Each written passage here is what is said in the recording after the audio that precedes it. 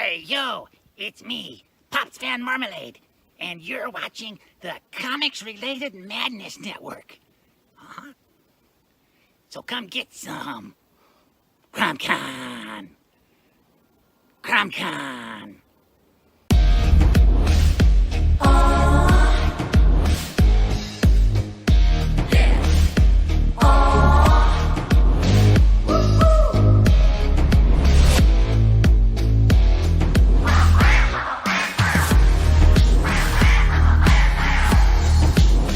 Your favorite podcast, it's Critical Blast.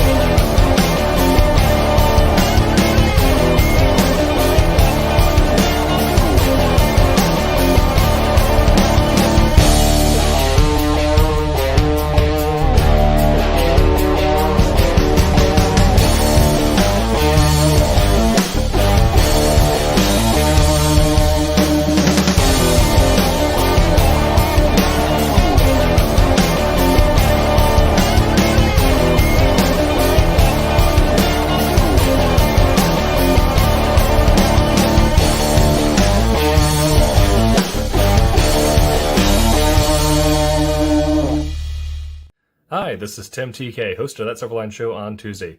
Join us at 11 p.m. Eastern, 8 p.m. Pacific every Tuesday night as we discuss pop culture and the joys of making comics. Hi, I'm Dean Zachary, host of Silverline's Wednesday Wham, where we go beyond politics, beyond calculation, and beyond the big two. Join us each and every Wednesday. Don't miss out. Hi, I'm Roland Mann, and I host Silverline's Silver Sunday. Join me every Sunday at 8 p.m. Eastern as we make mine Silverline.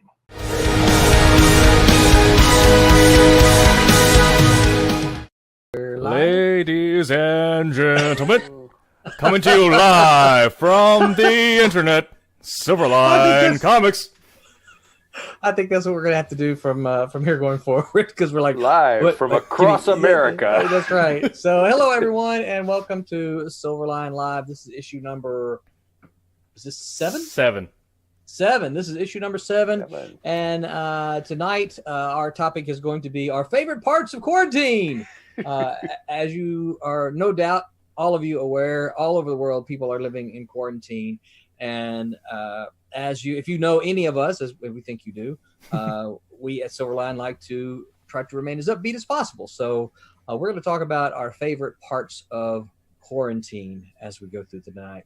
As we do every week, I'm going to go through the list here and ask everyone to introduce themselves and tell us what Silverline projects they are working on, what their role at Silverline is. We are missing a couple people that we want to shout out to before I get to the murderer's row here. And Barb is not feeling well, and she said for us to have a good stream. John Medic is not feeling well. He said the same. Becca is also not feeling well. There was someone else not feeling well, I think. So we wish them all speedy recoveries and hope we will see them again next week. Tommy is having issues in his real world job, and hopefully he said he'll pop in a little late, so hopefully that will happen. But my name is Roland Mann. I am the writer of Cat and Mouse and a new project in the work called Trumps, and I'm also kind of the chief wrangler here. And my wife is telling me I need to turn off my fan. So next up is going to be Curtis while I turn off my fan. Okay, I'm Curtis Fujita. I've known Roland and worked with him in the comic book industry for some time. Currently, I'm the editor on Kalis, written by Brent, as well as the creative director.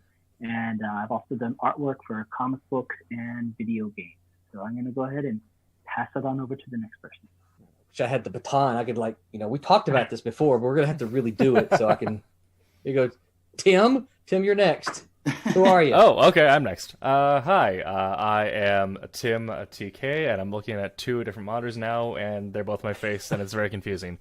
I am the associate editor and blog guru now, I guess. I'm also working on two different books, and I am producing our Wednesday night streams for a bit here. That's right. Yep. And doing a fantastic job. We last week, everyone kind of in good humor pointed at Tim for all the failings, right, of the stream.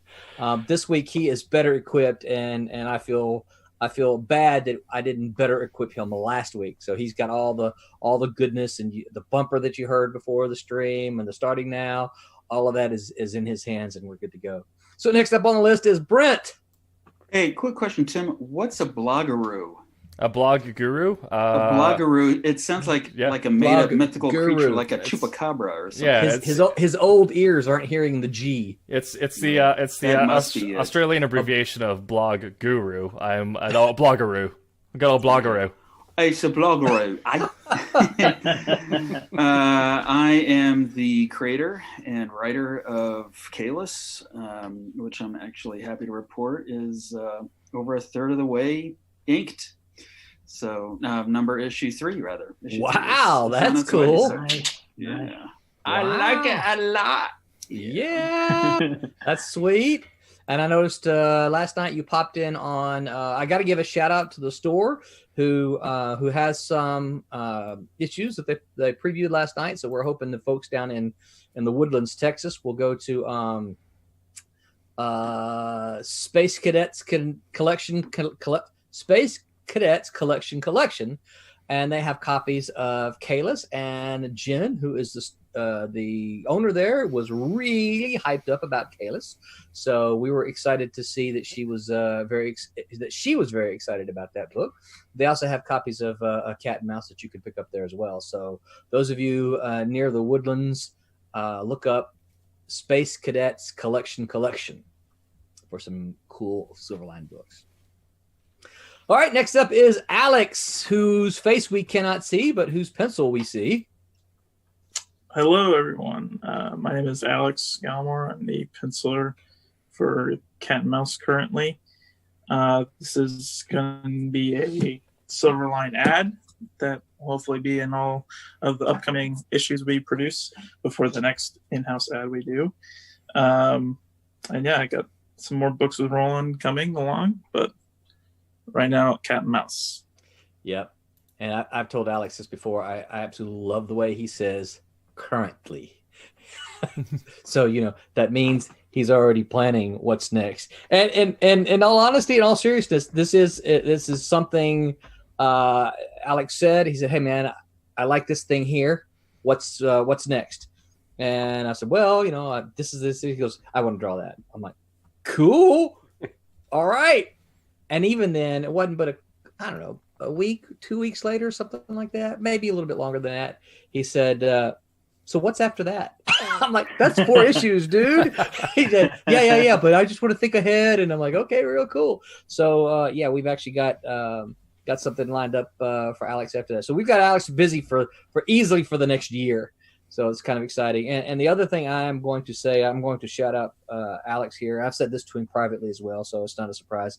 Alex has been a super recruiter here. He has been jumping out and reaching out to his, I guess it's mostly Kubert buddies, but certainly all artist buddies. And he has been recruiting like crazy. So if someone mentioned level up before we went live, Alex would have leveled up multiple times in his recruiting. He would certainly, if we're all level 1s, he's a level 10. So Alex, certainly thank you for doing all that. I really appreciate it. It means a lot. Hey, where's your thumbs up? You got to draw another one? Oh, there it is. All right. Last but not least on the on my screen here is Sid Williams. Sid, tell the people who you are. Hi, it's Sidney Williams, and you can find me at Twitter under Sidney Williams. Perfect. Easy to go there. I am a writer, and what's let me pretend that I see what's actually floating there. I thought you were about to talk to yourself on the banner behind you. I could do that too, but no. I saw. I have like a monitor here, and so I saw that it's a page from Bloodline is appearing right there right now. And so I wrote an upcoming one-shot called Bloodline, based on a short story by myself and my friend Robert Pettit from a collection called Under the Fang. It's about a group of resistance fighters in a world ruled by vampires. And I also wrote an upcoming Silverline miniseries called Friar Rush. Excited about that. And we'll be hearing, people out there in YouTube land and Stitch land will be hearing more about it soon. Yep. And I think if he could get his tech issues working out, I've got a little message over here, a little spinner, that the inker for Friar Rush is attempting to join us. So nice. Nice, so we may get John Martin on if he can get his technical issues worked out.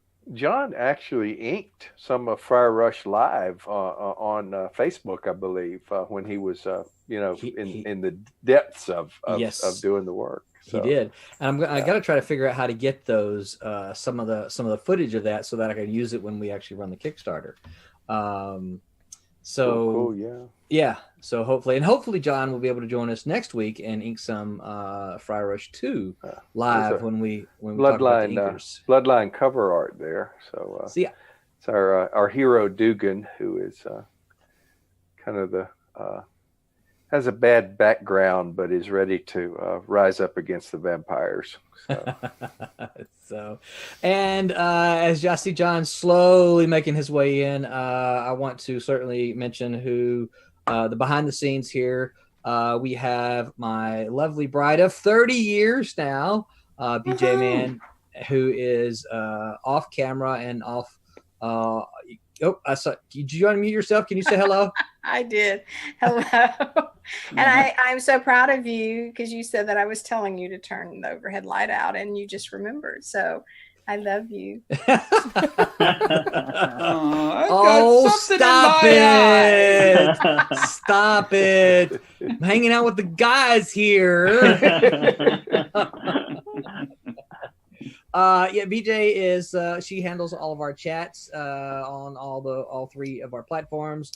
You can find us on Facebook Live, and you can find us on Twitch, and you can find us on YouTube. Please, on all of those platforms, if you will, like and subscribe and share if you feel so inclined, please. And we're also very happy to say, since last week, we've got more than 100 followers on YouTube, so that we were able to name our channel. And the YouTube channel is now officially youtube.com/C/Silverline Comics. So that one's an easy one to remember. I tried to get the C out of there. I'm not really sure why that's there.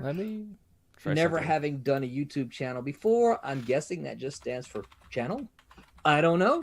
But I couldn't. But it was awesome. Everybody helped out big time, and absolutely. It happened within, less than 48 hours that we reached that. So I can confirm if you just type in youtube.com/Silverline Comics, it redirects to that. So there you go. Yeah, cool. Fantastic.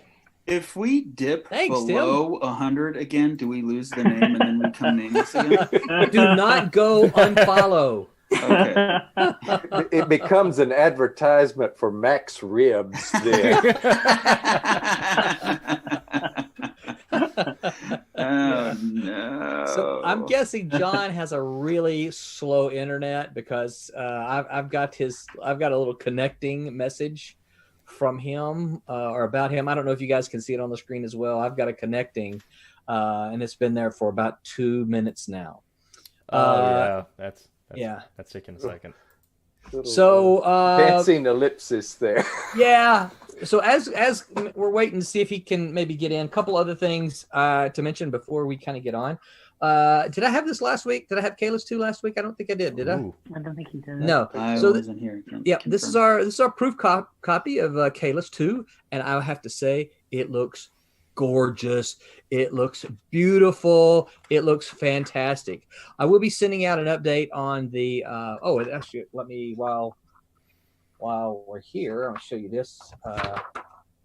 There's the Divinity ad, and then there's also a Bloodline ad. Nice. Right. Nice. So, Cool. yep. So Divinity coming in May, Bloodline coming in July. Divinity, we've already started promoting that Divinity, and it's our Silverline double feature. It'll be Divinity #1 and Twilight Grim #1. Divinity #1 is created by Barb Kelberg. It's co-written with her and R.A. Jones. The penciler is Alex Sarabia. Barb inked it, of course. Colorist is Steve Matson. We brought Steve. Steve said he hadn't colored anything since I may get this wrong, but basically he was heavily involved in coloring comics in the 1980s, pre-computer coloring. So all of you who are following, this is all pre-digital. This is not digital here. This is Steve Matson coloring this stuff old school style. Wow. And when Barb reached out to him, he's like, I don't do anything digital. And I told Barb, I said, Barb, tell him to color. We'll figure it out. We'll make it happen. And apparently his daughter helped him get it scanned, and I guess she tweaked it a little bit, and so it looks fantastic. So that's Divinity. The other part of our double feature then is Twilight Grim, which features Silverline gets to reunite the creative team of R.A. Jones and Rob Davis. Those who are longtime comic fans probably remember R.A. and Rob doing some projects together. Most notably, probably, Curtis, would you think maybe Scimitar? Mm-hmm. You remember that one? Yep. Yeah. Which was an Eternity book. I think it was Eternity. Might have been Aircell. I tend to get those confused a little bit, but so we're excited. This both of those are going to be 4-issue miniseries, and these are the first issues. So Rob is doing the pencils and inks for that, and then Mickey Clausen is providing the colors for that, and they also look fantastic. And Tim, I think that I have failed to provide you any colors for Twilight Grim that Mickey has provided, but they look good. I'll make sure that I have those next week. Yeah. So the other thing I know we mentioned last week, we mentioned our merch store. So Tim, can you show the folks out there our merch store? And there's a merch store. Yep. So this is one of the things that BJ has been working on. Right now, there's probably only about 5 items. But all of the creative minds here at Silverline have been coming up with different ideas of the things that we can do for the merch store. So she has got a list that she started to work on to try to put these things together. So if you see, and if you out there, you think, hey, I really want a mug that has this Silverline thing, just let us know. Just let us know, and we'll make it happen. We can do that, and so that's one of the things we like about the merch store. But you got to tell us what you want. If there's something that you're wanting, and I keep putting this or this thing a cat and mouse or that thing a cat and mouse, you're like, no, I really want Widowmaker on the mug. Just tell us, and we'll make it happen. These were just basic designs, just to kind of get us on Zazzle so that something was up. So I am ready for ideas. Sid and Barb have given me some ideas, but I'm needing artwork and stuff like that. So working with Roland to get all that together. Yep. And I know Tommy volunteered last week because sometimes if we want like an image from this, if we only wanted this guy, we would actually have to go in and crop this guy out of the artwork in order to put just him on a mug. And that just takes time. It's not a hard job to do, but it takes time. And that's one of the things that Tommy has offered to do. If anybody else in Silverline can do that, and you volunteer. Just remember, if you volunteer, I'm going to take you up on it. So don't volunteer if you don't want to do it, because if you volunteer and then I start sending you stuff, you're going, man, I really don't want to do this. Just remember, you volunteered. I don't know if I said this, but I said in my opinion that the the blue still frame for the Kalis Kickstarter would make a dope T-shirt. The one with the glasses Kickstarter cover? Yeah, that was kind of sharp. So a T-shirt, huh? Yeah, I'd wear that. Okay, cool. That's it. we got a thumbs up from Alex, who happens to be the artist of that Kickstarter cover. Why I was gonna say remarkable that's a good coincidence. price on masks that we've got there too. Yeah, they look sweet. Yeah, you look at a lot of the mask thing, like $39 or something. You know, with Game of Thrones on it or anything. So Right.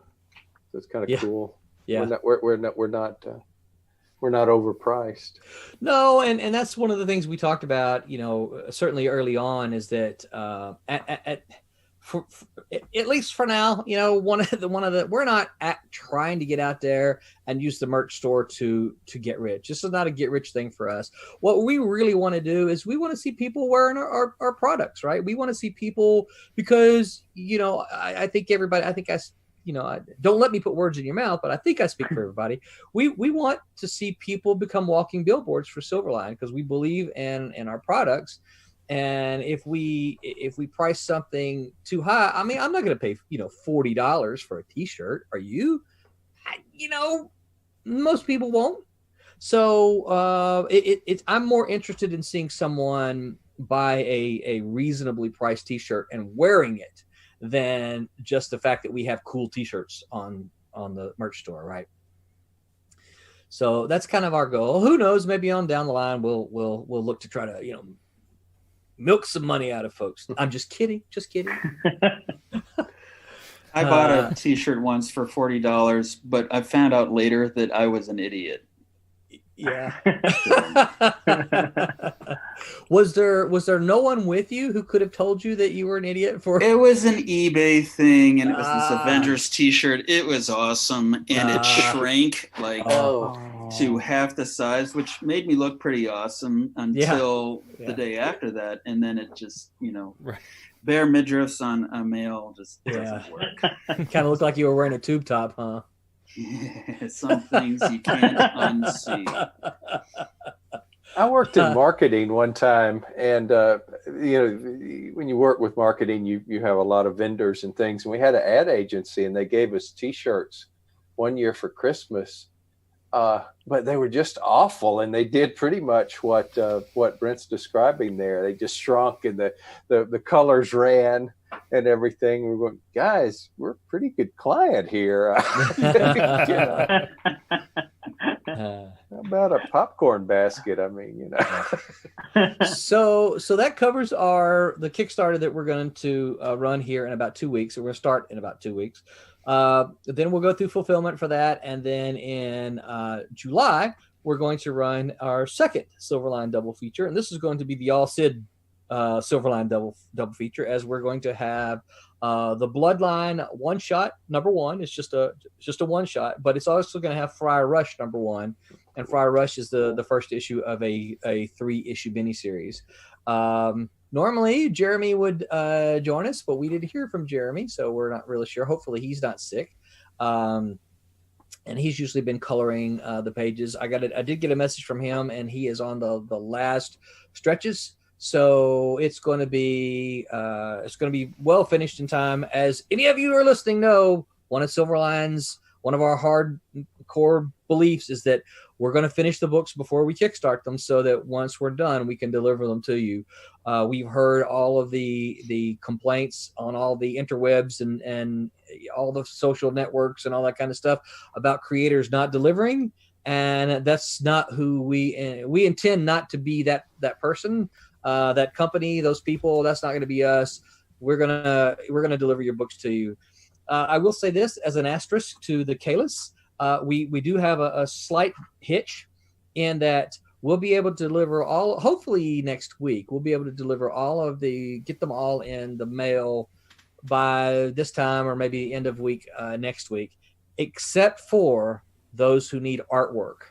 And the reason we can't get those out is because the artwork is coming to us from Argentina, and the post offices in Argentina are closed. So I got a message from him. I think I need to confirm what his make sure my English is matching up with his, but I think he said it's supposed to open in another 10 days. So that means if you, fortunately, there's not too terribly many of you, but if you're one of the ones who got an art reward from the Kalis Kickstarter, we're going to have to wait a little bit on you because he just can't ship the artwork to us yet. It's just not doable. So sorry about that. Coming up here in a few minutes, we're going to have another comic review from our friend over at Cosmic Times, Martin Piero. And I forget which one he reviewed. Tim, which one did he review? What's I have that up here. That is, I don't want to turn to it just quite yet. That is going to be Lady Freedom. Lady Freedom. Okay, so Martin will review that and give us the Silverline grades for those. It doesn't look like John was able to make it in. Hopefully he's still trying to figure out how to get in here, and if he figures it out, then we'll let John kind of introduce himself. Tommy, a message from Tommy popped in too. He's still dealing with day job issues. So yeah. Well, hopefully he'll still be able to join us a little bit later. Tommy's always our comedic relief here. So before we dive into the quarantine thing, anything else exciting, you guys? Tim, how's your streaming going? How's the Agro Bacon streaming? Going good. I am closing in on affiliate. I just need to bring up my average viewership a little bit, but I met all the other requirements. So, cool. So you got all the followers you need? Got all the followers, got all the hours, Excellent. got all the days on. So if anyone's got nothing going on after this, I stream Wednesday nights. Sweet. Well, we'll make sure at the end of the stream that we point people your way, right? Also, there'll be, as in all the other. Oh, I just noticed seeing my hand in the stream. I have to put my Make Mine Silverline bracelet on. I don't have that on. Wristband. I don't like calling it bracelet. It sounds. Roland, should we mention Comic Chat Authority? Yes. Good idea. We've had Comic Chat Authority is having a Silverline interview month. And so far they have interviewed Sid and they have interviewed Alex. You can find the link certainly on the Silverline Facebook page. Coming up next is me, and then I think that'll be this weekend. And then I think next week is going to be Barb. So yeah, we appreciate Comic Chat Authority for making it Silverline month. They've been I forgot I was going to introduce Alex as the pencilist. Alex is our pencilist for Cat and Mouse. So yeah, they've been doing a great job doing the interviews over there with us, and we're excited about that. So what about you, Curtis? Now, what Curtis's secret identity now, and he's going to come after me probably because I'm revealing his secret identity live online. Curtis is a Sifu. He teaches martial arts. Now, when I first heard the term, I'm one of these, I had to ask, what the heck is a Sifu? And it's just, everybody has a tendency to know the term sensei. And he said, well, it's just sensei. It's just is it Chinese, Curtis? The Sifu Chinese? Is that what it is? Yeah. Okay. It's Chinese. And kind of the cool thing about it linguistically is the word Sifu for a Kung Fu instructor is composed of the words for teacher and father combined. So that is cool. Yeah. So it's half teacher, half father, and that makes you the martial arts teacher. Oh, that's sweet. But yeah, so quarantine is certainly, and I'm trying not to steal any quarantine thunder here from you, but quarantine certainly is affecting Curtis and his school, and he's been doing some live videos, and they have been very, very cool. And the first week he did it, he actually recommended at the end of the video, he actually recommended a movie to watch, and it was free on Amazon. So the next day or so, the wife and I popped over to Amazon and we watched the movie, and I'm like, hey, I saw Curtis doing that move. Hey, I saw Curtis doing that move. She was like, shut up and watch the movie. Shut up and watch the movie. Well, there were so many of these cool moves I saw him do. I'm like, I saw Curtis do that, right? So it was very cool. Yeah. So we have I'm sure Roland has the links for our school, Tiger Crane Kung Fu and the Sifu, and every week we put out a video for everybody to follow along if you want to work out, and we also give a Kung Fu video recommendation. of the week. So yeah, that's kind of the idea. For me, the whole thing is it's like, as a comic book fan, imagine if you could go and train, Batman's martial arts, or you could train the style of Ra's al Ghul or something like that. So that's kind of the fun thing when you watch these movies, because a lot of them are loosely based on historical figures. You can actually trace down the line and learn that. So that's kind of how it all ties. Yeah. And I will say this, one of the other cool things that I've learned a little bit from Curtis, I don't know how it is in the rest of the US, but Southerners are very into family. I can tell you my family back 7 generations. I can give you their names back 7 generations, come pretty close to their birthdays. But that's not something that's very common. But of course, I believe that it's important to know who you are. It's cool because Curtis is like, yeah, you can trace these back from teacher to teacher to teacher to teacher. There's actually a genealogy of Kung Fu stuff, and I'm like, that is just so cool. That's one of those things that I kind of wish that more people knew. Yeah, it's so similar to comic books. It's like being a fanboy. So I watched all these movies. One of our famous practitioners is named Wong Fei Hong, and there's like a billion movies about him. And there's a theme song even for this famous figure, hundreds of movies about him. And I was in Hong Kong training under one of the people who descended from him, and the theme song came on the TV in the background, and I had the biggest fanboy moment. It was like, oh my gosh, this is the music, and I'm here with the real people. Like, imagine it's like getting to train with Damian Wayne, and all of a sudden, the Batman theme song comes on. So I'm still a nerd through and through, but I'm a nerd that can kick some ass. So kick some ass. That's right. Yeah. Yeah. That's right. So for all of you, when you meet Curtis, just remember that you say yes sir, no sir. Curtis, when you speak with him, always no direct eye contact. No direct eye contact. Yeah. Curtis should only see the top of your head, right? It might be dangerous with me. It might be blinding. So. That's one of your powers there, Sid. Yeah. There you go. Tim looks like he's trying to emulate that, too. No, I half out of receding hairline, half out of quarantine desperation, I decided to join the Bold Guy Club for a little bit at least. Yeah. All right, so now we're going to dive into the topic of our day, and that is our favorite parts of quarantine. It is no secret that everyone is on stay-at-home quarantine unless you're essential people, which is basically first responders and medical people, that kind of stuff.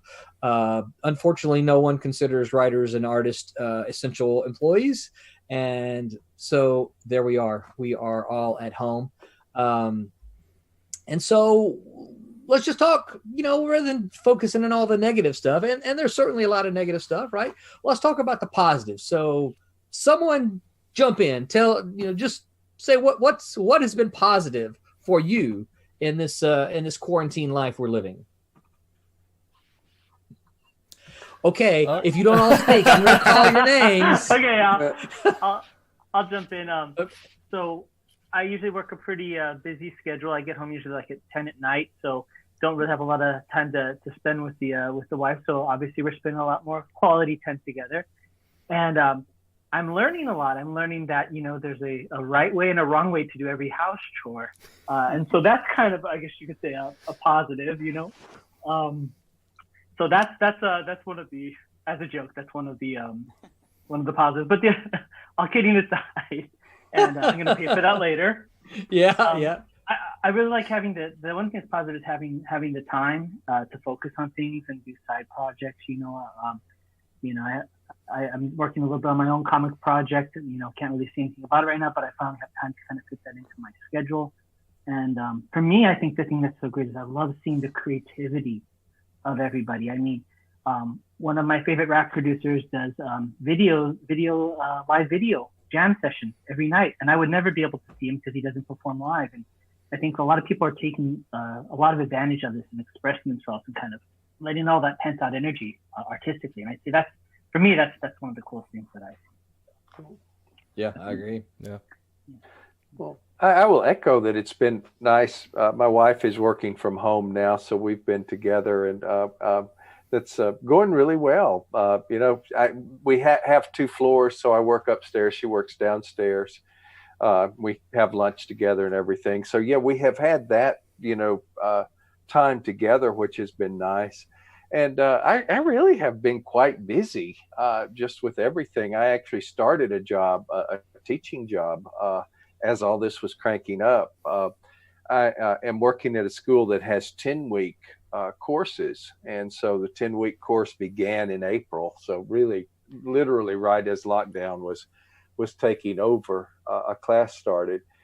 And so that, of course, has, keeping busy helps distract you from all of the negatives that we're going through. But I'm also striking a good balance. I had been working for a while to kind of get my life in order in a new place, because we had moved to Williamsburg from Orlando May of last year, or I moved May of last year. And it really as you guys know, when you move, it takes a while for everything to fall into place. So I've done a couple of comics editing jobs outside of Silverline, and did one of those this week, which was great. And I am getting a lot of writing done, some Silverline projects, some other writing. And so in a lot of ways,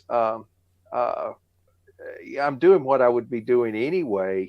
You just can't go outside, or you can go out for a walk. But it's more the notion that the world is not out there right now, and the world is not grinding.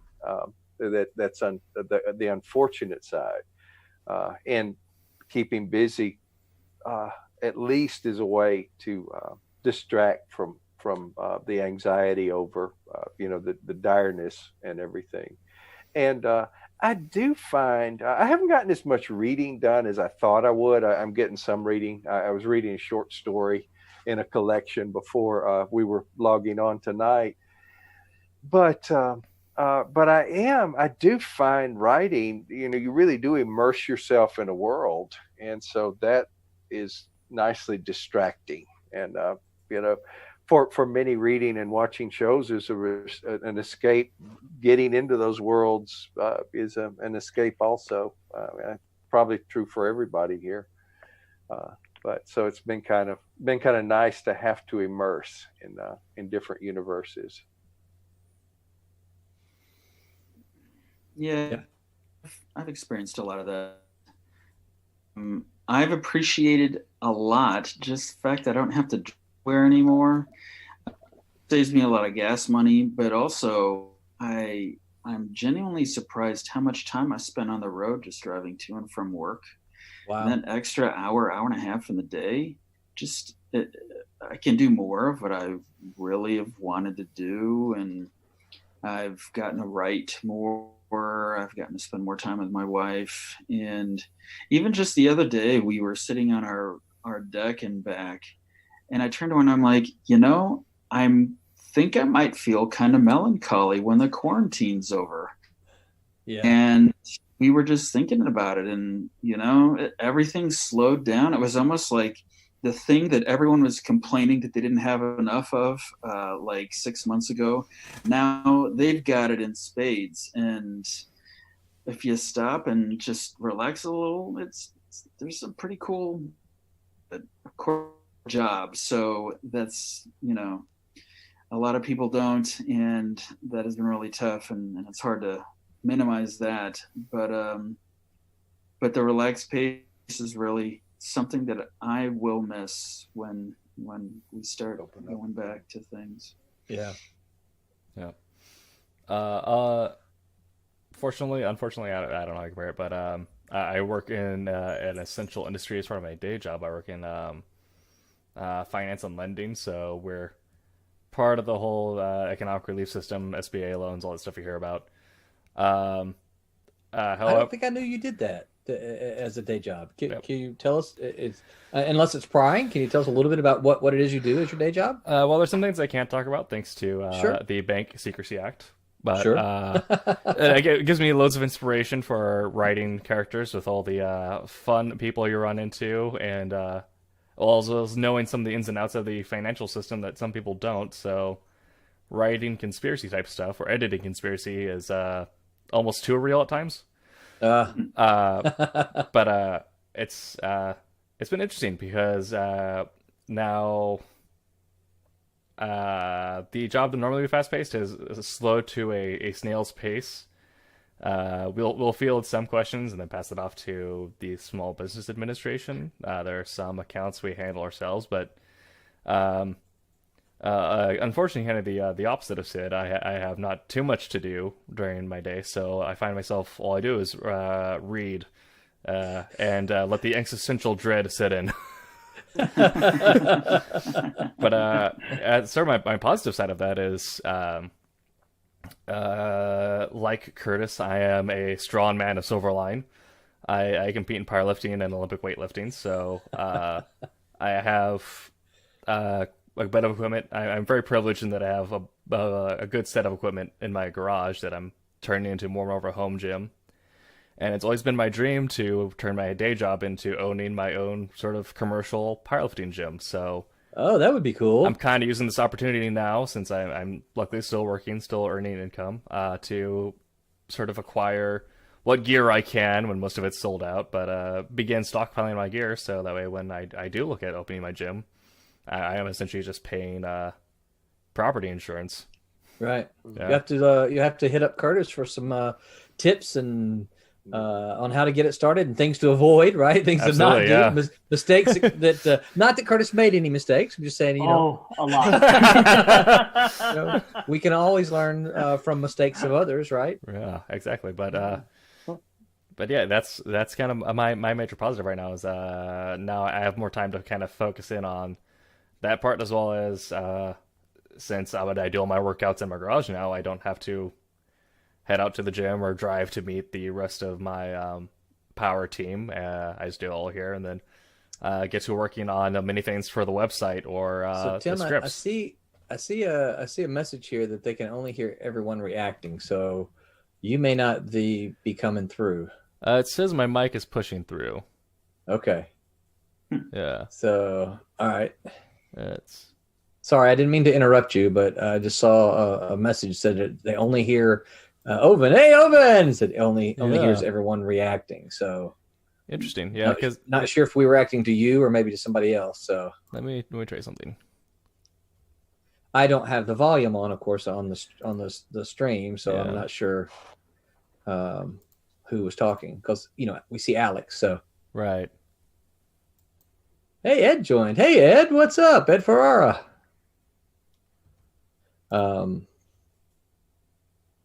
So yeah, so I guess let me check something real quick. Everyone in the stream, I'm gonna deafen you real quick, so sorry about that. All right, so let's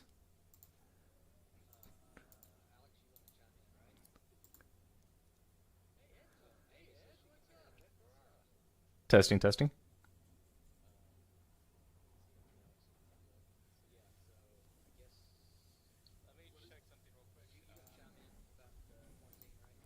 Yeah, I can hear myself on stream.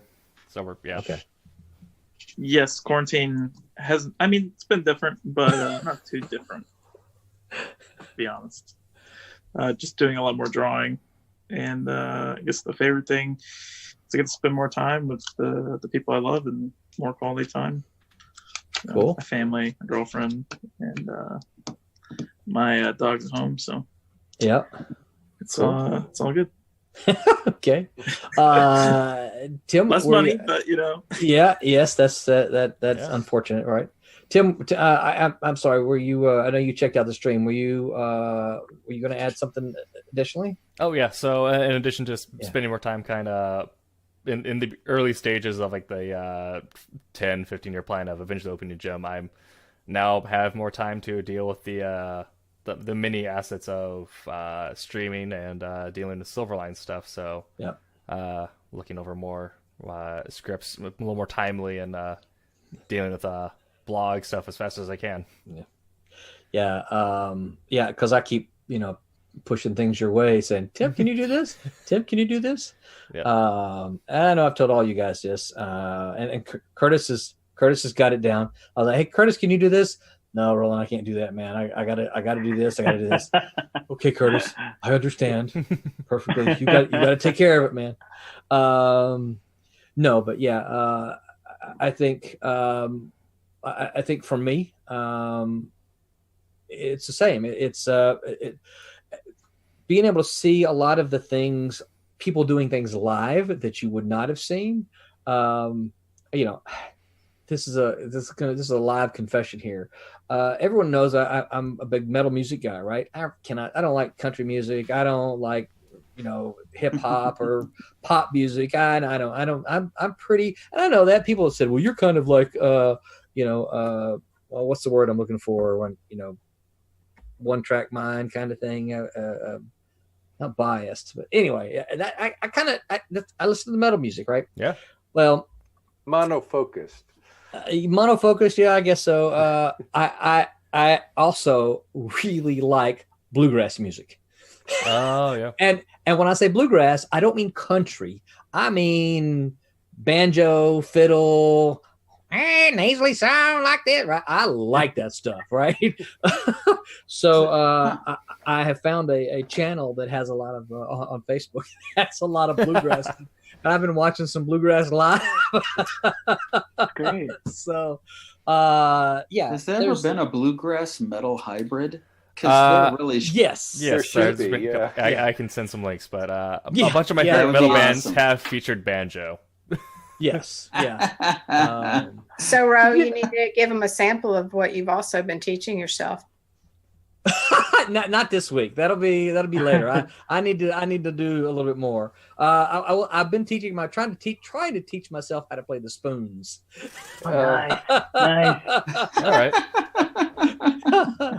So my problem man. right now, I told BJ, I said I got to get me a bigger pair of spoons because I have problems. They're a little bit like holding drumsticks. Yeah. Right? When because I'm a drummer, so you gotta hold the drumsticks just so. And part of the spoons is that bottom spoon. You've got to hold it, and I have a tendency to let it loose from the bottom part, and that's where my main problem goes when I'm playing. But I need a little bit bigger spoons for me to play. So. Once quarantine is over, or maybe next time I head to Walmart, I'll go out and see if I can get like two slightly bigger spoons. There's a spoon. I don't think you call them spooners. There's a spoon player. I watch her pretty regular, and she was giving some online lessons. I'm like, I would like to learn that. There you go. So yeah, I think that's. That is something that, for me, as a positive, has been discovering a lot of new stuff online. As people have, I mean, we're using Zoom tonight, and I think Zoom has kind of gone bonzos because everybody's turning to Zoom. It's because it's easy to use, and there's certainly the free levels. And so we're getting to see a lot of that. A lot of people kind of doing cool stuff that you would not normally see. The other cool thing for me is, the other positive thing for me has really been very much a Silverline thing. And I take it because people do have more time now than pre-quarantine. Like, for instance, Alex. Okay, I'm gonna, since he's here, I'm gonna put him on the spot. His thumbs up. Okay. So I know that he said he doesn't have as much money, and I absolutely feel for anyone who's not working. I consider myself very fortunate that I'm still needed at Full Sail, even though my workload is kind of increased. I can talk about that later. But Alex is able to, instead of going to work, he is able to spend more time drawing. And so he's able to focus more on getting art done. Well, it's not just Alex, but it's other artists as well find themselves in the same. Becca, who's not here, same way. She was able to, she has a day job that keeps her busy most of the part. But when that went away, she was like, I've got all this time now. Let me do some stuff. So we're trying to, even find some more stuff for her to do. And I think we got some cool stuff that is another Sid related thing. But so for me, that's been kind of a blessing because, and on top of that, Alex is super recruiting. there's been several artists he's reached out to and talked to and said, hey, here's what Silverline is, and thumbs up. Here's what Silverline is. Here's what we do. He explains, he lays it all out to them, and then I kind of duplicate all that when I reach out to them, and they're like, yeah, I want to draw, and so I think a lot of them are finding that they have more time. And I can't remember if we talked about this last week or not, but just within the last 2-3 weeks, we've added two new projects. Both of them Sid driven, but two new projects to the Silverline schedule. They are literally in the early phases. These are the kind of things that we already had. I'm like, Sid, can you get a script to me? I need it in 3 days, right? And it's funny because this is the kind of the thing, and Sid, you probably remember doing this. This is the kind of thing we teach in class, and a lot of the students are like, yeah, we don't have to write scripts that fast. I need a whole month to do this. And I'm like, sometimes it works that way, and in the perfect scenario, it does, but it doesn't always. Now, Sid's certainly going to have more time between the first issue and the second and then the third issues. But this first one, we needed it really quickly because we got an artist who's ready to work. And, and certainly in my industry experience is that you don't want to, I love them dearly, but you don't want to let an artist's attention move somewhere else, because it will go somewhere else and their attention will go to a different place. Yeah. So wait a minute. No, Macintosh, I don't want you to relaunch, reboot. Oh, stop. Oh no. Yeah. I'm checking. No, don't. I was going to say that's some of the things I was talking about being immersed in, and it was it was nice to have those projects for me, because in a comics world is quite a different world from our world, and so it was kind of nice to dive into those. And, it is, and another thing, and Sid, I'm going to keep using you for an example here. Another thing I try to teach students, and this kind of went into, it's not really a craft thing, but it's talking about some of the positives of quarantine, is that when I needed something quickly, I turned to Sid, because I've got 30 years. Oh, Sid, I got to send you some pictures. Did I send you those pictures already? Oh, I got to send you. So I sent them to Noelani. It's a picture of me and you on a panel in New Orleans from 1990. Oh, wow. You have considerable amount. Well, we both had considerably more hair than we have now. I'll send those to you. There's funny because they're cut in tiny little strips, like someone had taken the photo and then just cut all the excess on the top. It was you, me, Stephen Butler, Thomas Fortenberry, Rob Pettit, and somebody else. I can't remember now. Joe Lansdale. No. I'm joking. I don't think it was Joe. I can't we remember. We were on panels, I think, in with Joe Lansdale? Biloxi. I think you and I were on a panel with Joe, weren't we? Yeah, I think so. Yeah. Well, you know what? This I'm pretty sure this was New Orleans, but I'm probably going to post them to the Silverline site, just because it'd be fun Silverline stuff, early Silverline stuff. But my whole, going back to the whole quarantine thing, is because this happened so quickly. And part of it has to do with the artist's style and the thing that he wanted to draw, and the thing that you and I had already talked about anyway. It was kind of a project that was there and then disappeared. But it's the kind of thing, it's like, I knew that I needed this quickly. I pick up the phone. Well, not really. I pick up the Facebook and say, hey, Sid, I need this. Can you do this? And of course, I've worked with Sid long enough to know that, his answer was going to be sure, and so I think that's been a super thing about the quarantine, is that we got, and of course, Alex is just lining them up for me. So I'm anticipating probably in 2 weeks, I'm going to be able to come on here and say, hey, we've got another 2 or 3 projects in the works. I hope so anyway.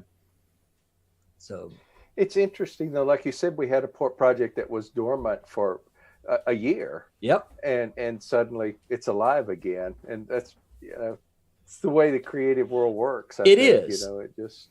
Yeah, it is, and it's part of one of the reasons I know Tim and Curtis have been part of this. Part of the way that I've kind of got us going is that I've got we've got a little folder of pitches, and I want to hold those pitches there. That way, when an artist comes up and says, I'm interested in drawing. I want to draw, a horror story. I just go to my folders and I go, horror, here's a horror, here's a horror. And then I send them, okay, look, here's 3 horror ideas. Which one do you like? For writers who, and then they pick one out, and then I reach to the back to the writer and say, okay, it's happening. We need some stuff quickly, right? That first issue is always going to happen quickly. But this one of the things I'm kind of warning is like, look, because a guy asked me recently if he could give me some pitches, and I said, yeah, absolutely. I'd love to have them. And I said, but here's the thing: if you're anxious to make this thing happen, like, don't give it to me, because I'm going to take it and we're going to talk about it a little bit. I'm going to stick it in a folder, and it may stay there for a week. It may stay there for months. So if you need this project to happen now, don't give it to me, because I'm not going to make that kind of promise. But for Silverline, one of the things I want us to have that there. I want us to have a little pocket full of pitches, so that when those artists do pop up, I can say, here's 5 pitches. Are any of these interesting to you? And then that's how we'll go. Yeah. So what else? Anything else? I can say I am working out. We were talking about that. I actually need to get some of Curtis's videos, but I've been doing YouTube videos. We have a gym, and it's closed, of course. And so, you have to do something different. And probably late last year, my doctor told me I needed to lose weight. And so I had actually lost like 9 pounds, and I went to see him in February, right before, COVID really started, cranking up. And he goes, that's great. Lose about 10 more and you'll be good. And so there is a certain amount of comfort eating going on with this and everything. And I realize I can't afford to sit here for 2 months and eat and not move. And so I have been pretty diligent. And actually, I think I'm actually losing at a little bit faster rate because I'm not just doing a treadmill or walking in the neighborhood. I'm doing varied things, HIIT training and different things like that. And so managing enough intensity that burns off a little anxiety also, and keeping up with what I needed to do. If you ever want to learn how to deadlift 400 pounds or do an Olympic snatch, I got you covered. Okay. That's maybe that's plan B. But no, maybe that's next. Maybe the next virus. Yeah. So one thing that I kind of feel like with this whole thing is like, it's kind of like a moment to take stock, right? So I have tons of books, movies, stuff I haven't watched, but then even more so just like of everything, like personal life and stuff like that, and kind of Brent hit upon it too. It's kind of nice to have the time with family, with people, and you kind of, you cherish that. And it's nice to be able to afford that time. And, that's kind of where I kind of find my comfort. It's like, all this is going on and I can kind of sit back and take stock of everything in my life and, start to realize how lucky I am. It could be so much worse in so many ways, so it's a horrible situation, but there's a lot to be learned, I agree. Yeah. And I think that's certainly a positive, at least I would hope so, for everyone, because as Brent pointed out, he realized how much time he spends on the road. And there's a lot of people who spend a lot of time on the road. I remember living in LA, and some of those people spend, Dean, who worked on the first issue of Cat and Mouse, I know he told me when he moved, he had an 1.5 hour commute one way. He spent 3 hours a day on the road to his job. I'm sitting there thinking, 3 hours a day. Do you realize how much work you could get done in 3 hours? Even if you could take 2 hours off of that or an hour off of that, I'm like, that's to me, that's valuable time that you can't get back. Hey, it looks like John is able to connect to us. I don't know if he can hear us. John, you're going to need some headphones or some earbuds. I don't know if he can hear us yet. But it looks like he's certainly connected. Maybe he'll say something when he gets it working. The ellipsis has stopped dancing. Yeah, I see his face now. I can see his picture. So he's at least got part of the battle done. It only took a full podcast. Yeah. Well, and so now here's the weird thing, though. John was with us 2 weeks ago, I think. Yeah. So he should have had all of his bugs worked out. No, new camera. Oh, good. You also you need headphones or earbuds because we're getting an echo, dude. Oh crap. And that concludes our Silverline broadcast day.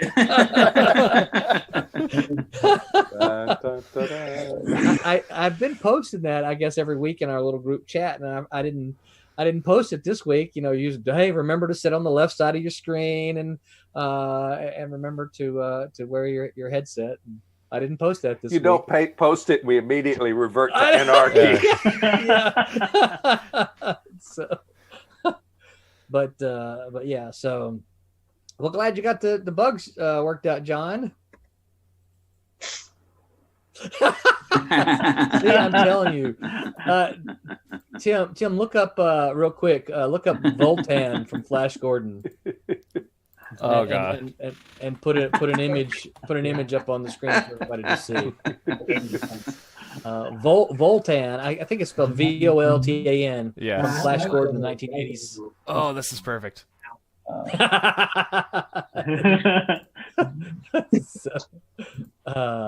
Yeah, there you go. A good headset there. Right. Oh, wait a minute! Did you put Voltan up yet? Not yet. I'm gonna pull Okay, through, good. Still looking. And now I got to set up the drop-in Does that window work? here. That's good. Yeah, John, how are you, man? It's what I get for updating the Windows 10 and not retesting it. So John, since we've already gone through this phase, we're going to still give you a chance. Tell everybody who you are. We already kind of told people who you are, but tell everybody who you are and say hi. Do what?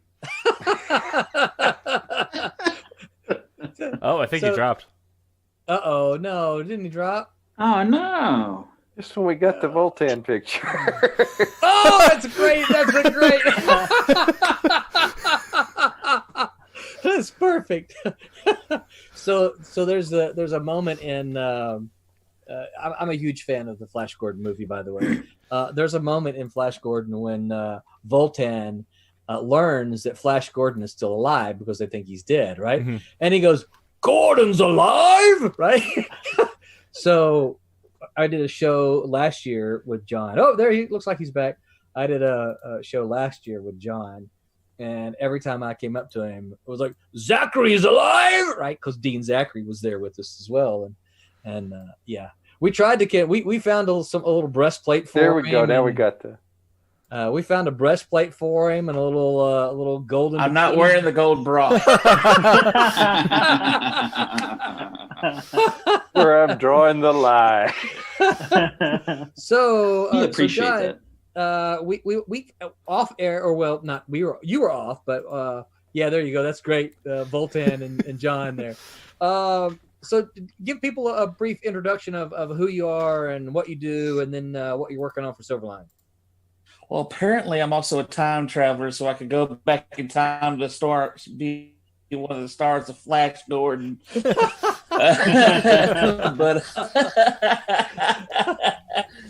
But I'm doing inks on Friar Rush. Finished issue 1, working on issue 2.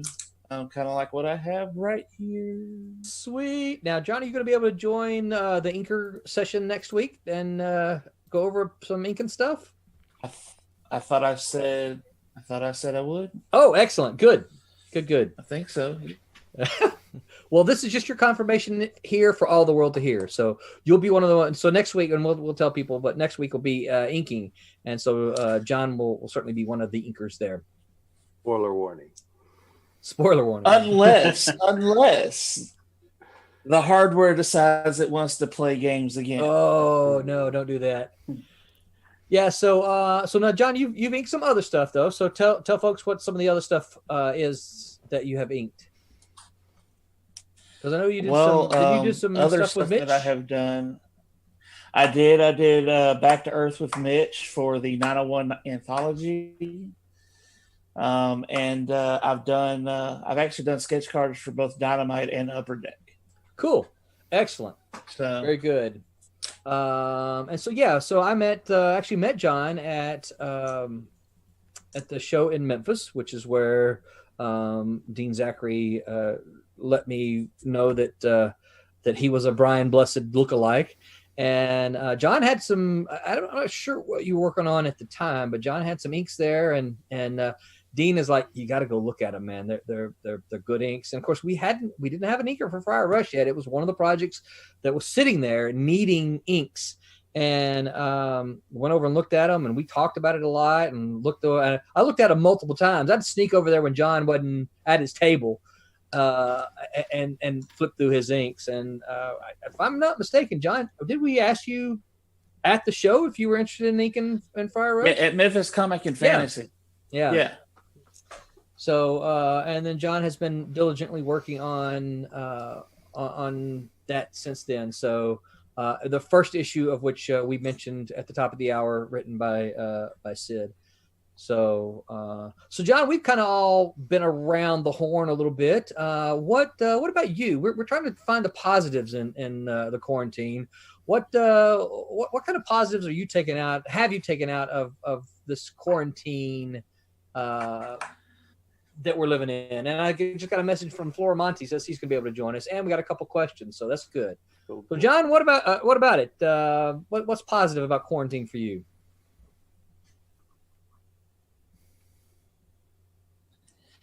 I mean, I have to go to the day job and work 8 hours like it's just crazier there because some facilities and other places have been shut down, so I'm having to deal with more truckers than normal. So I mean, it's just what it is there. I mean, that's what is your day job? Really changed for me. I'm a security guard at a postal facility. He carries a gun and not a sword. No, I'm not postal police. That's totally different. Actually, what I want to get him is one of those big maces like Voltan had from Flash Gordon, and I think he needs to carry that around on the job. I was actually at a convention once, and the dude actually was selling really good like swords and axes and stuff. He had this humongous battle axe, double-sided battle axe. He goes, "You look like a big guy. Try this out." And I grabbed it. I was like, "This has actually got some decent weight to it." He's like, "You're the first person I've seen swing that thing around with one hand." Yeah, a mace. That's what you need. You need to get you one of those big maces, like Voltan has. I got to go watch Flash Gordon. It's been some time. So I'm a huge fan of the movie. I showed it to my kids. They were kind of like, "Eh." I'm like, "No, I'm disowning you both. You can't say meh Flash Gordon. Oh, just can't." Roland, and the wedding march is important too. Yeah. That's right. Yeah. So, what is it? Little known fact: the wedding march from Flash Gordon is the wedding march that BJ and I used at our wedding. So when we got married, she marched down the aisle to Brian May and Queen playing the wedding march. Wow. There you go. Yeah. That's awesome. Yeah. Oh. Look at that. That's perfect. I still have it. Nobody's bought it.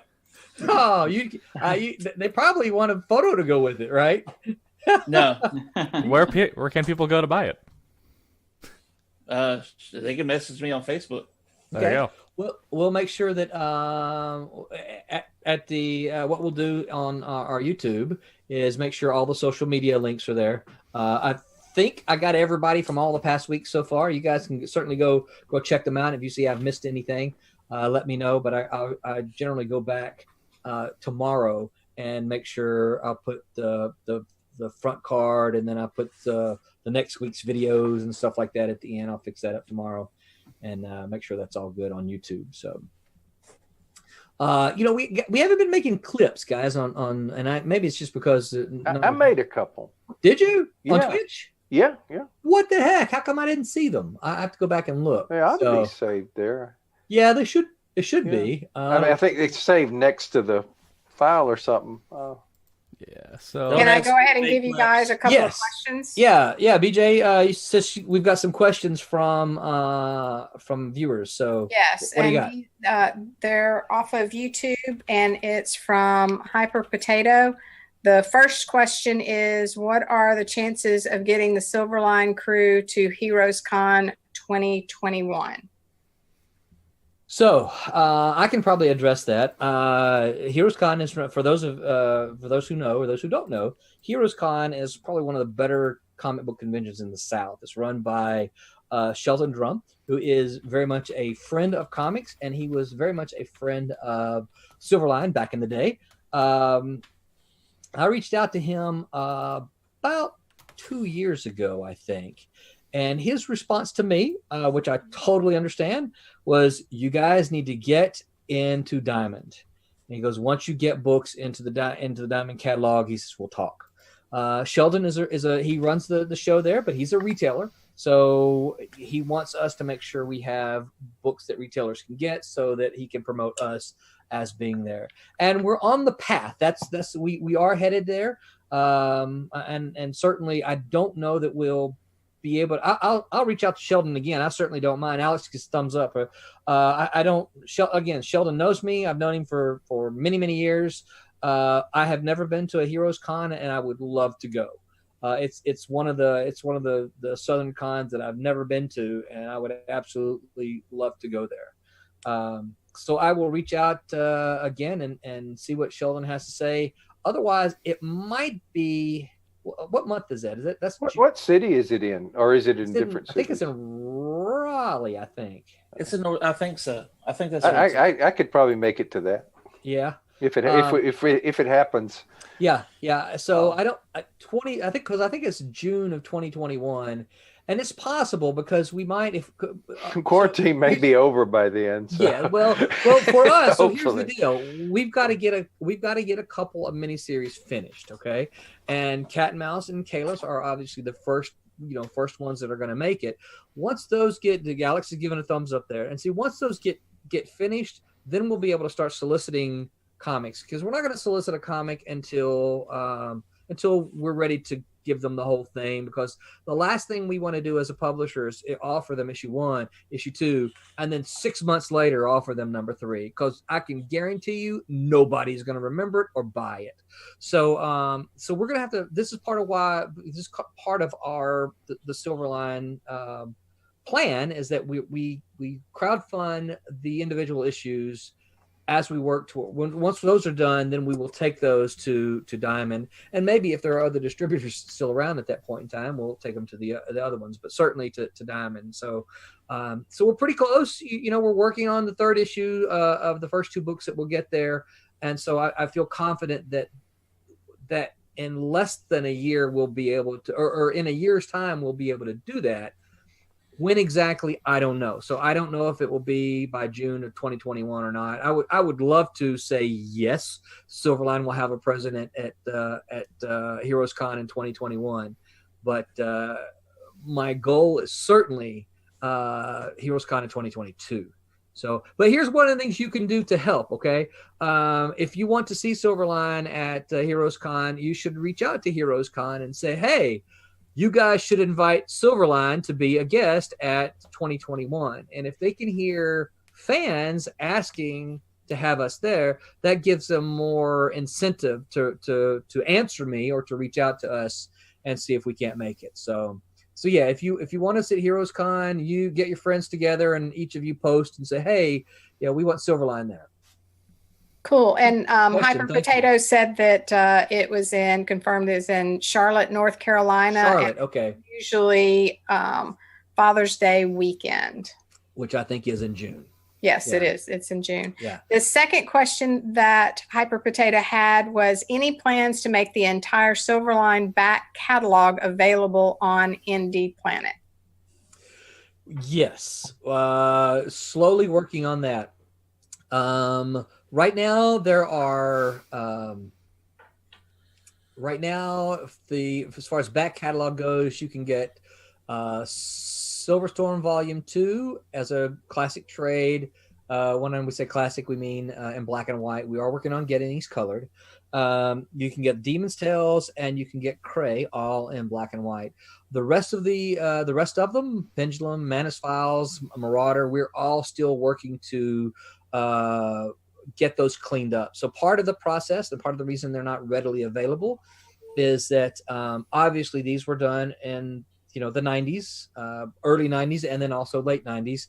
And a lot of the artwork was not available to us to use. I mean, it's been all over fandom now.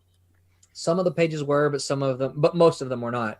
So I had to scan the comic books.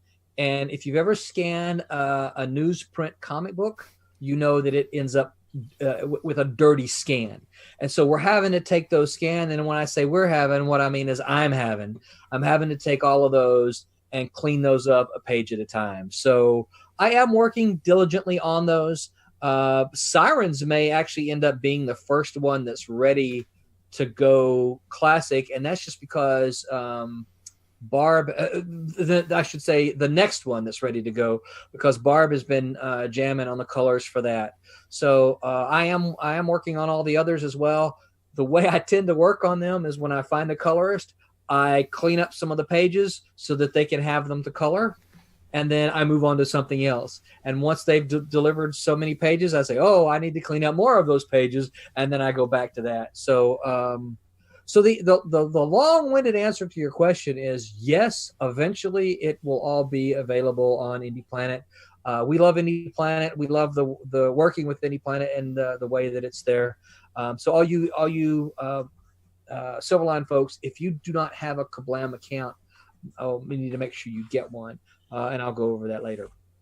Part of the reasons why, but who was that again? Hyper Potato? Hyper Potato. And they also just said Roland sent me a Demon's Tale trade, and that meant the world to me. Love his creations. Oh, boom, boom, boom, boom, boom, boom, boom, boom. Thank you so very much. I appreciate that. And with that, we got another question in from Royal Airships off of YouTube. Okay. How many different titles are you hoping to publish? What genres? Good question. So I don't have as far as so that's a two-pronged question for the how many. Okay, how many? I don't know. There's the maximum is however many I can handle. And when I say that, Tim's nodding his head there. Usually what happens, I'm like, hey, Tim, can you edit this? Hey, Curtis, can you edit this? Right.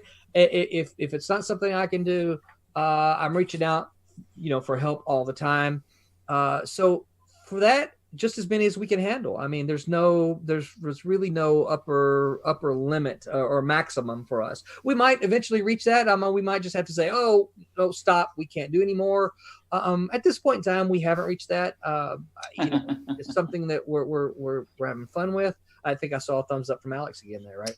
That might have been a thumbs down. I think he did a thumbs down for reaching a ceiling. Oh, okay. All right. I got you. Yeah. So as far as Diamond goes, though, so that's like what we're doing here, right? As far as what we're going to push through Diamond, initially it's only going to be one per month. Partly because as we get into this, as Silverline begins to reestablish contacts with Diamond, I haven't talked to anybody in Diamond in 20 years. So I understand some of my contacts are still there, and I've kept, in contact with them, but not through a publisher distributor relationship. So I'll have to reestablish those links, but only one per month, probably for at least the way I see it happen. This is the way I envision it. The first month Silverline goes to Diamond, you're going to see Cat and Mouse 1. Next month is Cat and Mouse 2. Next month is Cat and Mouse 3. Next month is Cat and Mouse 4. Next month, Kalis number 1. Next month, Kalis number 2. Next month, Kalis number 3. Next month, Kalis number 4. Next month is Cat and Mouse Trade. Next month will be something new. Maybe the Bloodline one shot, maybe Divinity. I don't know, but that's kind of the rough plan at this point in time. That's kind of the business plan at this point in time. Keep in mind that this can change. Where it's not set in stone. This is one of the things that I absolutely loved about Malibu Comics when I was there, is they were very agile as a company, and they could make moves and changes easily and quickly. And that's what I hope that Silverline will be able to be as well, is that we can shift gears and we can make decisions that will help us pretty quickly. Good questions, Hyper Potato. Thank you. No, that was Airship something, right? The last one was Royal Airships. Thank you, Royal Airships. Yeah, that's good questions. All right. Well, what else? Any other questions there, BJ? That's it for now. Fantastic questions. Thank you very much. All right, guys. Well, I'm seeing my clock is at 10:30. Anything else you guys want to add about the positives of quarantine? I'd say this is the first opportunities I've had to visit with everybody and get to know some of you on the show. I'm usually working at this time, so this is like, bring it full circle. It's great. Yeah, absolutely. And of course, lest any of you think so, Curtis has been invited. He's just been busy. Yeah. So, yeah. So I saw, I snuck a peek at some of the chats. I haven't been able to see all of them, but I noticed that there was a hint dropped about what we're going to do with streaming. And as this is the end of April, I guess we can kind of go ahead and talk about that. Is that in June, because these streams you guys have reacted really well to it, and the Silverline crew is growing, which is a very good thing. We're actually going to increase to 3 streams a week in June. So more details will, as we get closer, probably in about 2 weeks, we'll start talking about it. But we are going to go to 3 streams per week starting in June. So very excited about that. Gives us more chance to talk about all the cool Silverline stuff we do. And guys, we have a lot of cool projects in the works. And that's the thing. I think, again, we're talking about the thumbs up from Alex, right? That is certainly one of the things that keeps me excited about this quarantine, is that these things just keep happening, right? They just keep coming, and it's exciting. It's exciting to be, we talked about, I think we were offline when we talked a little bit about, we talked about Brent getting Twitter, right? And you don't have Twitter, you had Instagram. Right? Yeah. There's a lot of, you can get caught up in a lot of the negativity on Twitter, and I would encourage you, if you're on Twitter, to don't get caught up in all the negativity. There's so many positive things that you can do, and one of the things we've tried to do as Silverline is that last week, and I'll probably try to do it again tomorrow in support of the stream, is just say, hey, Silverline has all of these really cool creators. You should follow them because they're creating cool stuff. And everyone who has a Twitter was tagged, I believe. And if you weren't tagged, let me know, and I'll make sure that I add you. But I think I got everybody whose Twitter I have anyway. So yeah, I think it's on us also to kind of to help set the tone and set the mood. Don't be negative. Let's be positive. I mean, we're making comic books, how cool is that? So I think we should be positive because we're doing cool stuff and we're doing fun stuff. Let's leave the negative stuff to everybody else. So, yeah. Was that just a general grunt and groan, or from me? Yeah. That was a grunt of positivity. Perfect.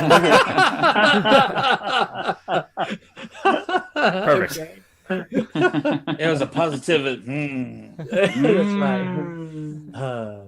right. We probably should mention too. Brent is going to be soon on a podcast called Sci-Fi Diner, and so people should go out and subscribe to that now. Yeah. Because that'll be coming up, and I'm doing an interview with them Friday. Nice. Good. Yeah. Good.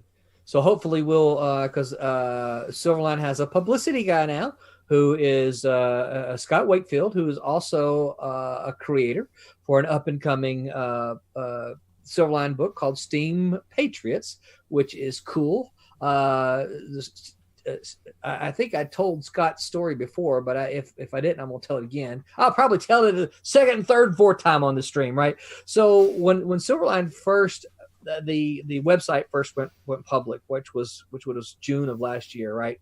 I didn't even have a submissions tab on there. There's one on there now, but I didn't have a submissions tab on the website.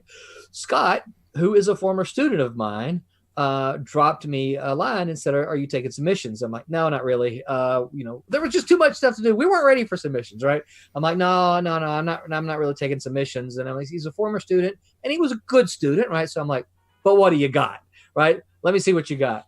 So he told me he gave me the pitch and showed me some artwork. And I'm like, dang, I like this, dude. You like, and see, here's what I tell my students this, right? So if you know me, you know that I like to chase rabbits. You bring something up. There's a couple of things, right? American Civil War gets me chasing rabbits, right? College football can get me chasing rabbits. Comic books get me chasing rabbits, right? And bluegrass music. And that's a secret. Bluegrass. That I just confessed to the world, right? So my more how can I say this? My students that are paying attention, and which Tim was in one of those classes, right? They know that we'll be in class and they'll feed me something like, Abraham Lincoln should have done something. Oh, I'll go on, and 20 minutes later, I'm like, what does this have to do with our comic books, right? So I'm an avid history buff, particularly American history. Well, Steam Patriots is about the American Revolution. It's steampunk American Revolution. And I'm like, man, I am all over that. Yeah, I'm like, that is cool. Let me see what you got. Tell me your story. And so that's an upcoming Silverline project that's still in the kind of the early phases. John Medic is overseeing that one as the editor.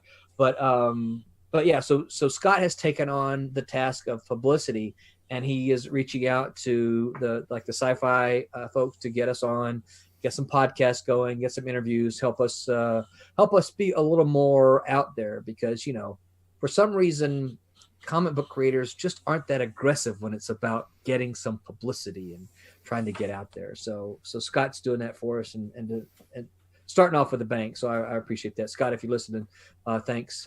Keep at it. I feel attacked by that comment, Roland. Which comment? that you're not aggressive? Comic creators aren't aggressive. You know what it is? It's that Roland is aggressive. When we were at Daytona, the rest of us were sitting by. Roland, you don't know this. We were watching you like other people watch animals at the zoo. But it was fun because you were jumping in there like, oh, I've got the coolest thing you've ever seen. And I'm like, I'm even talking about my own book going, I think it's pretty good. Is it the best thing you've ever read? I don't know. I don't know what you've read nice lately. Pictures. But you'd be like, oh, it's so good. It's going to blow your mind. So that works for Roland, though. Yeah, exactly. It's like, and all of you guys know, I mean, it's the worst thing doing self-promotion, and it for whatever reason it works for Roland, it doesn't for me. Like years ago, Roland and I would be at cons and we'd have a table, and Roland would go, come on, everybody, look, it doesn't hurt to look, doesn't cost anything to look. That's right, I remember that. He goes to the bathroom, or something. Somebody comes along and I go, hi, come over and look. Doesn't cost anything to look. I get the guy that goes, you better believe it doesn't cost me anything. Come at me, bud. Yeah.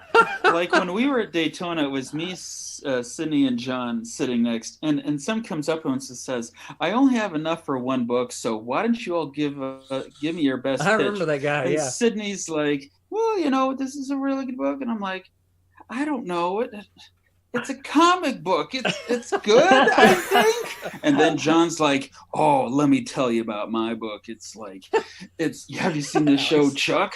And it's so great. And she buys his book, and I'm like, I want to buy his book now. So yeah, it's a gift. It's not often we get into the Hunger Games situation like we did there. Yeah, I know. I'm like, get away from me, man. Yeah. Don't make me feel bad about myself. See, I think that's the kind of salesman I am. Get away from me. One of the things I'm going to have to do then, it sounds like, is get you guys to come up with the pitch, right? So there's the pitch that you have to give, like when you're trying to convince a publisher, an editor, or something like that. That's different, right? Here's my story. But then there's the pitch that you have to give to convention attendees, right? They're coming by your booth, and you've got just a smidgen of time. And if you're like, well, what's the story about? I don't know. It's a couple people down in New Orleans, and they get some mafia people get involved, and then there's I'm bored already, right? And so you have to figure out how to perfect that 30-second pitch. And we may start practicing that on this stream, because you guys you got to be able to figure out what it is to make them go, hey, that sounds cool, let me look at your book, right? And that's I'm not suggesting that's easy. It's certainly easier for some projects than others. I've been given the cat and mouse one so long, I can do it just like that. But what's funny is the about a month ago, somebody said, so what's your pitch? What's your pitch for Cray? And I'm like, it's about it's a barbaric kind of Conan kind of thing. Barbaric. I don't really know. So it had been a while since I had to pitch that one, but yeah, I think those are important. And repeating, which we do a pretty good job here of repeating our titles, but yes. That's something that John Steakley, who wrote Vampires with the Dollars, I think had a dollar also wrote sign. One of my favorite books called Armor. Armor and Vampires. His dad was like a car salesman. And so now I've never been at a book signing with him, but apparently he would be really aggressive at like mall book signings. Dean Anderson has told stories about that. But I was at a con one time where I don't know if he was the Toastmaster, but the original trade edition of Scary Book was kind of what I was there with. And he starts going, what was that again? The Scary Book. And he repeated the name of it like 25 times. Just, he goes, that's what you got to do. Scary Book, over and over and over. Yeah. Mm-hmm. So that's what we need to remember and apply the car salesman. It is. Yeah. And you got to be able to do it in 30 seconds, because, if they're not there to see you or to see comics, they are interested in just moving on along, and they're going to look at the artist, right? Alex is at the table drawing, right? And John is there doing some stuff, right? They're going to stop and look at the artist and flip through some of their pages. But for the writers, right, you got to be able to, here's my story. And you got to be able to do quick, because they are anxious to move on to the next eye candy thing. And I don't say that in a negative way. I mean, it is what it is. I'm the same way, right? If I'm walking around a convention, I want to look at the stuff. I want to see the artwork. If I see the guy sitting there with a table full of all of his books, I'm not necessarily interested in stopping to talk to him, because he's sitting right beside an artist who's big science fiction battleship thing. I'm like, that looks cool. I want to see that, right? Yeah. Or The Rock is like, 3 tables. Yeah, right. Yeah. Yeah. Now, just out of curiosity, what are your thoughts on like sometimes the whole pitch or the whole thing is like comparing two things? Like it's like Titanic meets blah blah blah. See, I'm not a big fan of that. I get it, and I get that actually some people teach that, and I'm just not a big fan. Because I don't know. I don't know why I'm not a big fan, but I don't tell me what it's like. Tell me what it is. I find that pitch works better for an editor or like a publishing agent, because then you're telling the agent exactly what the market is. Yeah. So when they're coming to, if you're coming to me and it's like, I got this new book, it's Batman, but with a team like the X-Men. I'm like, okay, so now I can approach these two venues when I'm looking at your script. But it's kind of a film thing too. Yeah, but the audience, they want to receive something kind of unique. Yeah. So if you can digest that to two different aspects, where you could say, same thing. Batman with a team like X-Men. It's a detective novel, but with a misfit family dynamic. Yeah. But because I think part of it is if you tell me that your book is like Batman and something else, I'm like, oh, I'll just go buy Batman then. Yeah. You know? So I only got a few bucks here. I'm sorry.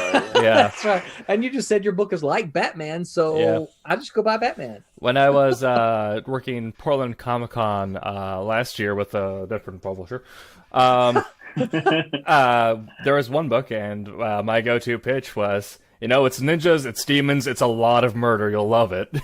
And that did well. Yeah. But that you can summarize it just like that. That can get their attention. Yeah. You don't have to go through. I think one of the things a lot of writers make the mistakes is they have to. Well, let me take you through the hero's journey for this character. He starts off here, and then this happens, and then he meets the. No. They don't need all that. Just give them something. Give them the hook that gets them there, right? Bloodline is resistance fighters against vampires. Perfect. Oh, that's great. Yeah. That's fantastic. I like that. Yeah. So, it is something that I think you kind of got to work on, and obviously the more appearances that you do, the better off you're going to be, because you don't just sit around at home and practice it. You practice it for when you're going to see people to sell them the book. So, Brent, you need to practice yours, because Trouble's little sister, the store, who supported Kayla's too. Yes. They will have books, and they've already said as soon as quarantine is over, they want you to come down and do a signing there. Nice. Yeah. So, So you need to get your 30-second spiel ready. He needs a Silverline mask from Zazzle too. Yeah. We have to get BJ to see if we can get a discount on a bulk order. See if we can't get some of those. I'm not sure if they can do that or not, but get all of us a Silverline mask. I can find coupons and deals and percent. You just watch me. There you go. So, all right. So, anything else? Ty, I see Florimonte never made it, and we're sorry about that. He wasn't able to join. He wanted to, and they've had issues with their web hosting service. So he'll be back with us next week when we do the inking thing. So, what about it? Anybody have anything else to add, Alex? Oh, look at that. The Friar Rush pages right there. Sweet, John. There you go. That is pretty sharp. Okay. Yep. Alex, anything to add? Thumbs up, thumbs down? All right, then. So, all right, I guess we'll call it a night.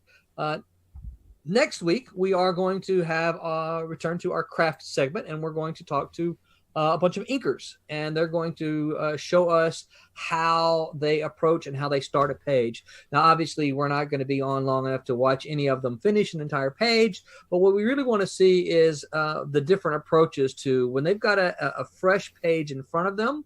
What do they do? What are the first things they do to attack the page? Do they fill in the blacks? Do they do the outlines? What do they do? Do they go from the backgrounds to the foregrounds to background?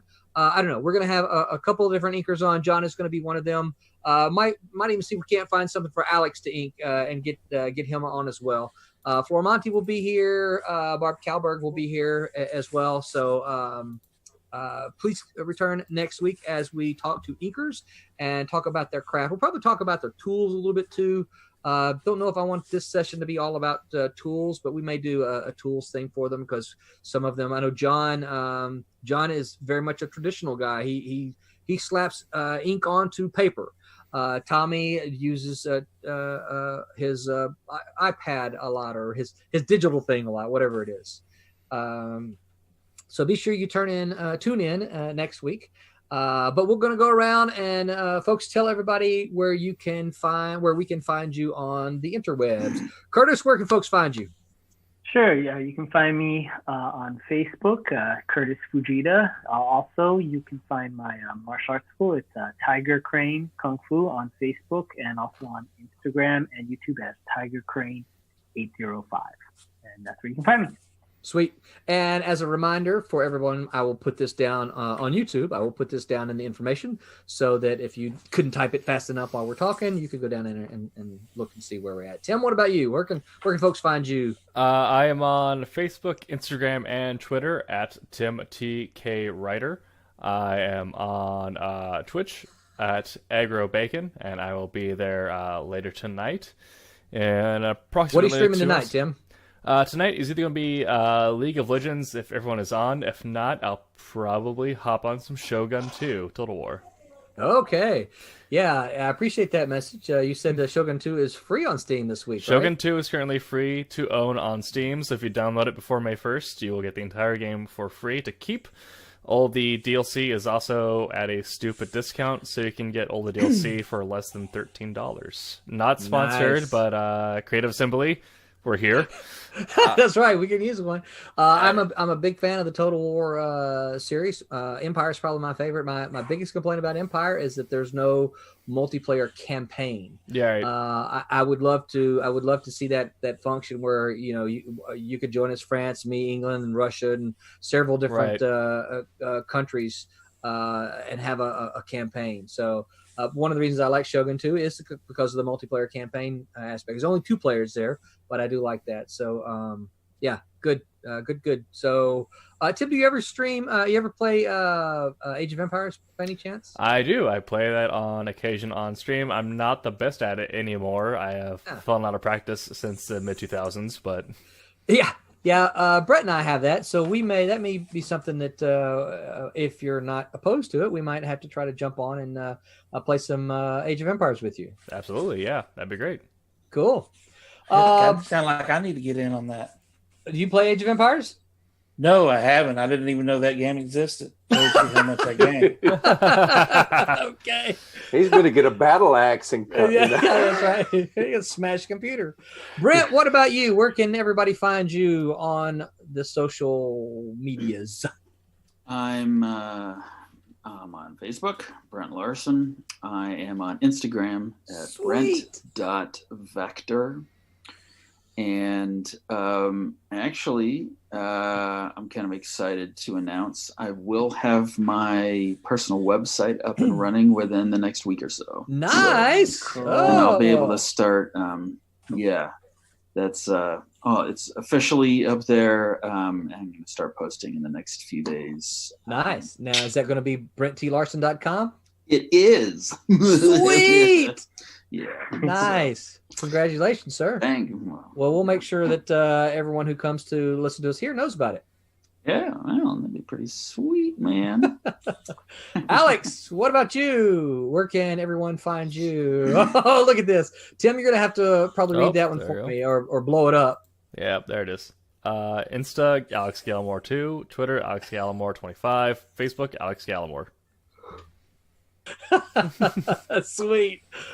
Thank you, A Alex. real sum. That's right. No TikToks. I should mention that I am on TikTok at Tim Doesn't TikTok, and we find Tommy's again here. I was actually just looking at it.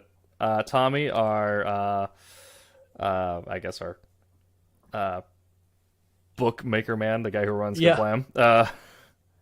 His TikTok is, oh my gosh.